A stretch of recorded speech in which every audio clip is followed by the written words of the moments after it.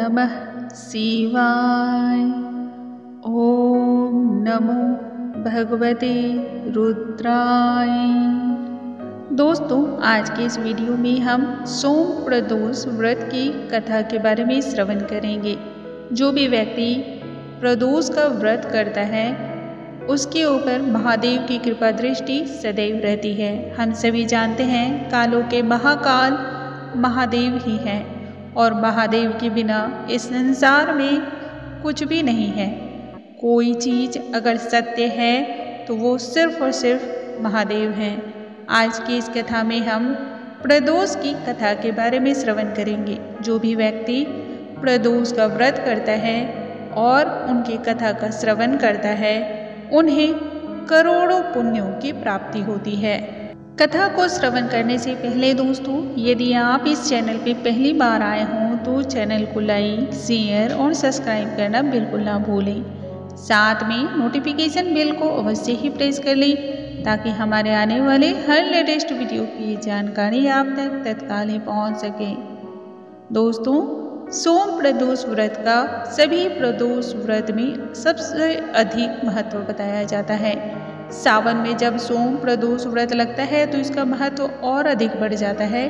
धार्मिक मान्यताओं के अनुसार प्रत्येक माह के त्रयोदशी तिथि में सायंकाल को प्रदोष कहा जाता है। प्रदोष के समय महादेव कैलाश पर्वत के रजत भवन में इस समय नृत्य करते हैं और देवता उनके गुणों का स्तवन करते हैं। ऐसे में जो भी जातक यह व्रत करते हैं भोलेनाथ की कृपा से उनकी सभी मनोवांछित कामनाओं की पूर्ति होती है।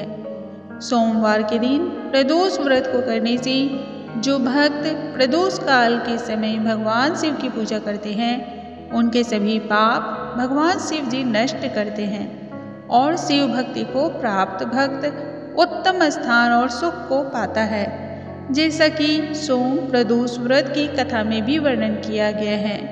आइए कथा का हम श्रवण करते हैं। ओम नमो भगवते रुद्राय। प्रदोष व्रत कथा के अनुसार एक नगर में एक ब्राह्मणी रहती थी। उसके पति का स्वर्गवास हो गया था। उसका अब कोई भी आश्रयदाता नहीं था, इसलिए प्रातः होते ही वह अपने पुत्रों के साथ भीख मांगने निकल पड़ती थी। भिक्षाटन से ही वह स्वयं और पुत्र का पेट पालती थी। एक दिन ब्राह्मणी घर लौट रही थी। उसे एक लड़का घायल अवस्था में कराहता हुआ मिला। ब्राह्मणी दयावश उसे अपने घर ले आई। वह लड़का विदर्भ का राजकुमार था। शत्रु सैनिकों ने उसके राज्य पर आक्रमण कर उसके पिता को बंदी बना दिया था और राज्य पर नियंत्रण कर लिया था, इसलिए इधर उधर भटक रहा था। राजकुमार ब्राह्मण पुत्र के साथ ब्राह्मणी के घर में ही रहने लगा। तभी एक दिन अंशुमती नामक एक गंधर्व कन्या ने राजकुमार को देखा और उस पर मोहित हो गई। अगले दिन अंशुमती अपने माता पिता को राजकुमार से मिलाने लेकर आई। उन्हें वे राजकुमार भाग गए। कुछ दिनों बाद अंशुमती के माता पिता को शंकर भगवान ने स्वप्न में आदेश दिया कि राजकुमार और अंशुमती का विवाह करा दिया जाए।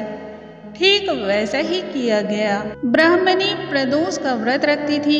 उसके व्रत के प्रभाव और गंधर्व राज की सेना की सहायता से राजकुमार ने विदर्भ से शत्रु को खदेड़ दिया और पिता के राज्य को पुनः प्राप्त करके आनंद पूर्वक रहने लगा। राजकुमार ने ब्राह्मण पुत्र को अपना प्रधानमंत्री बनाया। ब्राह्मणी के प्रदोष व्रत के महात्म्य से जैसे राजकुमार और ब्राह्मण पुत्र के दिन फिरे वैसे ही शंकर भगवान अपने दूसरे भक्तों के भी दिन फेरते हैं।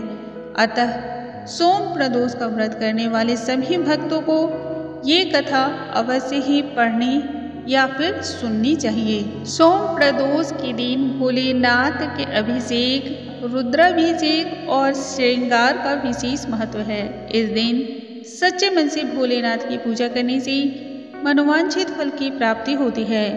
लड़का हो या लड़की, उनकी शादी विवाह में अगर अड़चने हैं तो वो भी दूर होती है। संतान की इच्छा रखने वाले लोगों को इस दिन पंचगव्य से महादेव का अभिषेक करना चाहिए। वहीं ऐसे जातक जिन्हें स्थिर लक्ष्मी की प्राप्ति और करियर में सफलता की कामना हो, उन्हें दूध से अभिषेक करने के बाद शिवलिंग पर फूलों की माला अर्पण करनी चाहिए। ऐसा करने से भोलेनाथ अत्यंत ही प्रसन्न हो जाते हैं और भक्तों पर अपनी कृपा दृष्टि सदैव रखते हैं। इस तरह से सोम प्रदोष की कथा का हम श्रवण यदि करते हैं तो अनंत पुण्य फलों की हमें प्राप्ति होती है।